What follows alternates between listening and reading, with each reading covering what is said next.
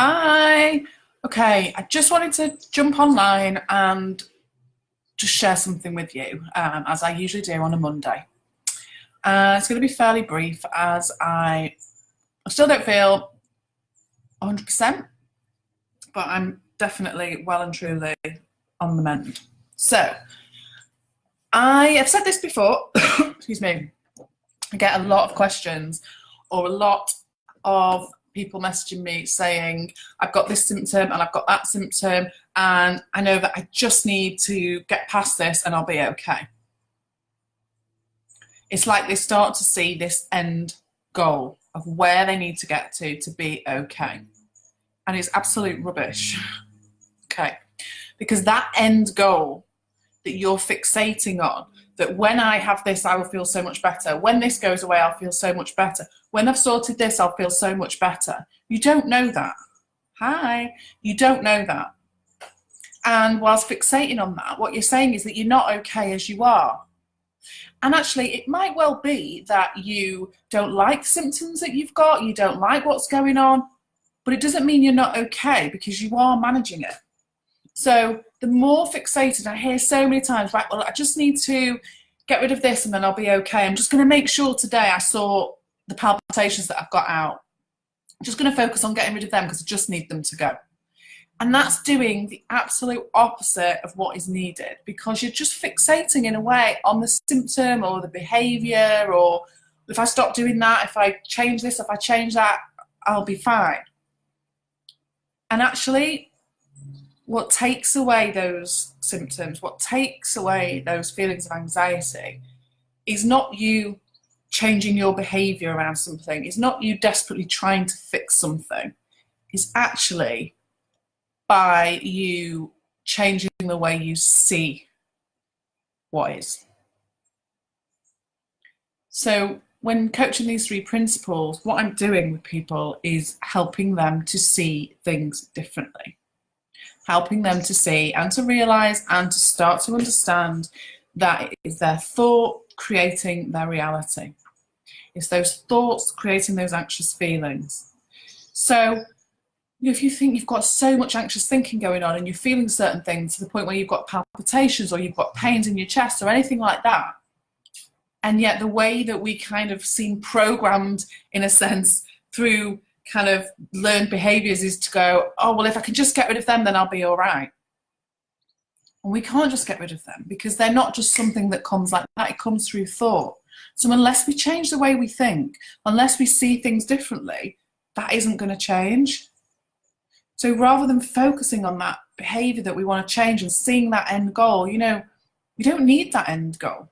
It's about becoming comfortable with where you're at right now. Even though sometimes that isn't comfortable, it's becoming more comfortable with the discomfort. And the more comfortable you become with the discomfort, the closer you will get to where you want to be.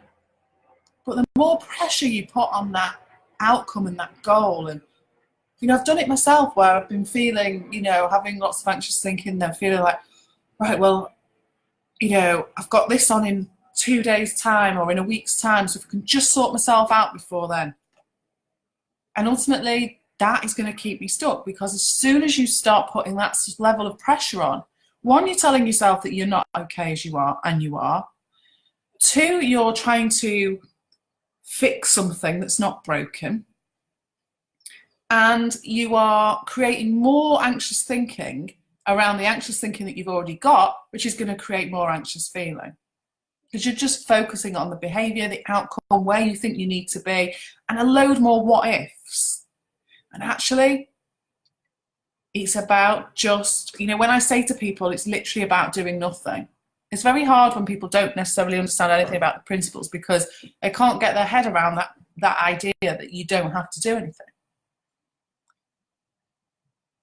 And actually, that's exactly what it is. It's kind of realising that we can't just flick a switch and stop palpitations. We can't just flick a switch and stop chest pains, because they've been created through thought. So if we're just doing lots of thinking about how to get rid of them, that's just more thought that we're piling on top. Rather than realising, actually, if we don't try and think our way out of it, if we don't try and think about what it will be like when it's gone, or how we'll get rid of it, or what we need to do to fix it, then it will just settle of its own accord. So when people are telling themselves that they just need to get rid of this and they'll be okay, or they just need to do that and they'll be all right, and when they get to this date, they'll be okay, when that's out the way, they'll be all right, you're just making stuff up. You're just creating stories about how you're going to be, and you don't know. And you don't need to figure any of that out. You know, if you can find a way to switch off anxiety by telling yourself enough times and trying to think your way out of it, then let us know, because I'm sure I'm sure everybody would love to know.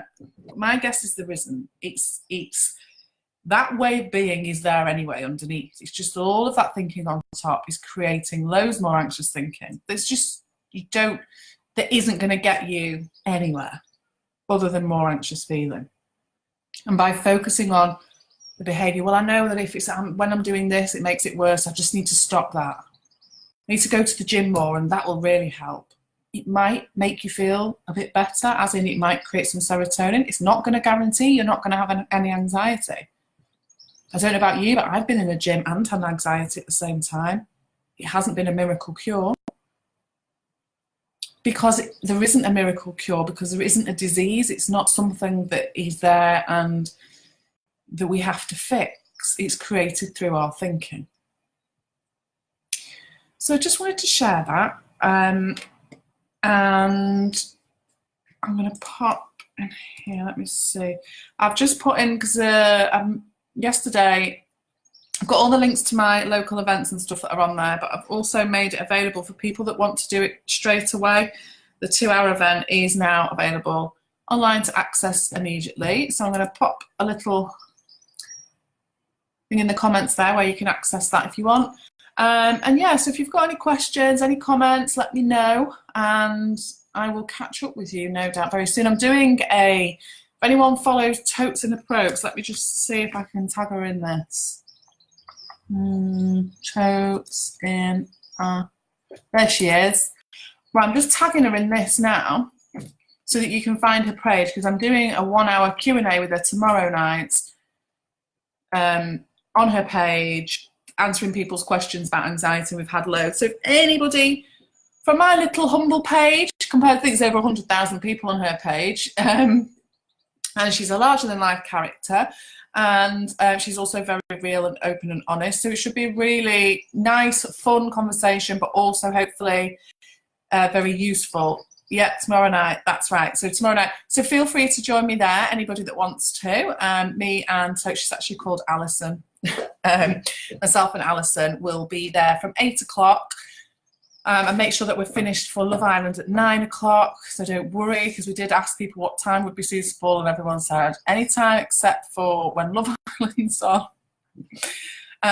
So yeah, so feel free to join us for that tomorrow, and pop any questions in on the post on her page. What time is the Q&A? It's 8 o'clock, Catherine, 8 till 9 tomorrow.